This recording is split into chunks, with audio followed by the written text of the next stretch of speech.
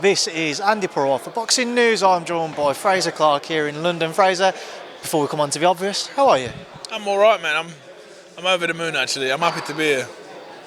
I'm glad to hear you're in good spirits. One thing I'm interested to know, and I asked Fabio this, but I'm not going to tell you what he said until after. Despite the respect shown, despite the humility between the pair of you going into this fight, is it slightly personal now? Is it becoming personal?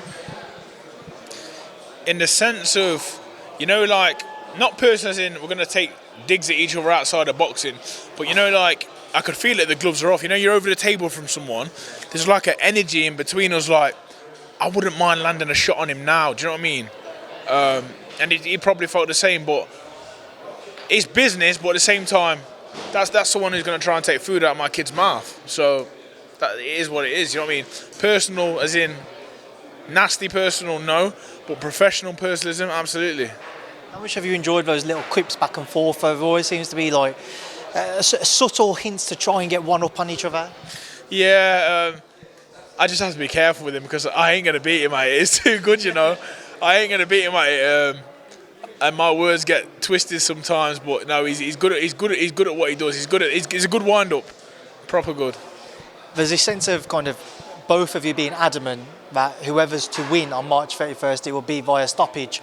When you watch Fabio Wardley, you look at him as a boxer, what openings do you feel that he will present that you can exploit? We've seen him defend. It's like that. No one's just exposed him for it yet. So, no, he's a good fighter. He's good at what he does, but I feel like I'm good at what I do, and I'll get my chance. He gives you chances. Fabio is the favourite currently heading into the fight. Is that a surprise to you? No, he's the champion. Champion should be the favourite. Champion, 17 fights, 16 knockouts. Why wouldn't he be the favourite? One thing I'm going to ask you as well is, and I asked a few people this when people talk about it, you look at Joshua Buatsi this past weekend, going into it, people were saying they needed to see somewhat of like that, not breakout performance, but something which people really take note of. Do you feel like this for you needs to be that performance, the one which people really take note of now? You need the right dance partner. Buatsi had the right dance partner. I feel like I've got the right dance partner. I feel like Fabio's got the right dance partner, and me, I think we'll bring the best out of each other. And once again, I can't bang on about it enough, and people are going to say I'm boring, but is that not enough? Is that not enough nowadays? Do we have to throw something at each other? Do we have to make shit T-shirts? I just might be old and not funny, but do we have to make clowns of ourselves, or can we just turn up, speak honestly and openly, and have a good fight? People talk about your age, Frazer, now in terms of your boxing career. If you're successful against Fabio, it's somewhat right to the top of a domestic level. So then do you think about where to next? Is it a case of just trying to move forwards as quickly as possible then? Yeah, I think so. I don't think I'll be hanging around too long, You can go on about my age, it's just I feel better now than I did at 21. So if I was a 21-year-old in boxing, my career would have been over now. Now I'm mature, my feet are on the ground, I know where I'm at, I know where I need to improve, and I'll just keep moving forward. But I don't think there'll be too much hanging around anyway, because I'm just an eager person. I want to go on and do good things, but that's a discussion for after one of these titles. Your previous sparring together was mentioned up on stage. May only have been 6 rounds, but it was also only a year ago, so I imagine still relatively fresh in the mind. What can you tell me about it from your part? Even spar. Nothing can be taken from sparring. Even spar. I land some good shots, he lands some good shots. I don't take nothing from that at all, and that's the God's honest truth. Like, I've done 1,000,000 rounds since, the same as that, you don't take much from it. I know, as you said earlier, both of you adamant you'll get that stoppage victory, but in your case, when does that come? Middle rounds, or early on. It depends how he comes. If he comes rushing at me, he's going to get knocked out. You putting the pressure on yourself there? No. To look for that stoppage victory? I look for it, but if it's there, I'll take it. No pressure on me at all here. Just do what I do my job. Like I say, boring, not what you want to hear. I'm just a fucking fighter that's going to do my job, and that's it. Win by any means. Frazer, just moving away from yourself, get your thoughts on a few other topics. Obviously, we saw the Fury-Usyk fight delayed due to a cut on Tyson. Unfortunately, you know too well about cuts in similar areas. A cut like that, what did you make of it, and can it heal up and give Tyson enough time in camp to prepare for Alexander Usyk with about 3 months now? Yeah, I mean, he'll get it looked at. Probably get down to a plastic surgeon, have them have a look at it. They can give you the best things for it. Obviously, you have to look after yourself, keep yourself hydrated. You get these things you sort of put over it to help it heal. He'll have all the top doctors on it when, do you know what I mean? So I think 3 months will be plenty of time. Obviously, it's the sparring that you want to get sparring again. You can't rush into that, but I know Tyson's big on body sparring anyway, so I reckon he'll be doing a bit of that, keeping himself in shape, and then just as soon as it's better and he feels it's ready, he'll get ready back to the head sparring again, and then he'll be ready to fight in no time. If you're Alexander Usyk, is that something you look to target immediately in the fight, because it seems to be the same which Otto Wallin cut as well? Not like you don't look for it, but you hit the head.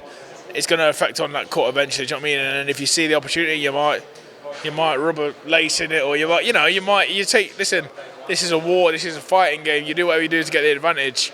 So possibly not. You said this is a war. You and Fabio are going to be in a war? I think so. Mindsets. No one wants to give an inch on the press conference in the ring. So I think it'll be a war. Just kind of moving forwards again, Joshua and Ngannou, your thoughts on that fight, please, Frazer? Yeah, it's a fight. It's not much to say about that. You know, Big Josh does the job. Every time him and Fury win, they bridge the gap to each other, don't they? So that's all I'm interested in, to be honest. I'm not interested in anything else, but yeah, I hope he can bung me a few quid afterwards, and that's about it. One on the undercard, which is divided opinion though, Joseph Parker and Zhang. Fucking Joseph Parker, man. I'm the biggest fan, honestly. Him and Andy Lee, that thing him and Andy Lee have got, that's what I want to find in my life. You know, if me and my trainer can end up like Joe Parker and Andy Lee, I'll be very happy, man. They've got something great going on, like take on all challenges, all comers, all times. He's improved as a fighter, he's mature, he does the right things, he lives the right life, sacrifices so much. He's got some beautiful little kids I see on his Instagram. No, I haven't got enough admiration for him. Saying that, he's got a really fucking tough night. Zhang is one of the hidden gems of the division.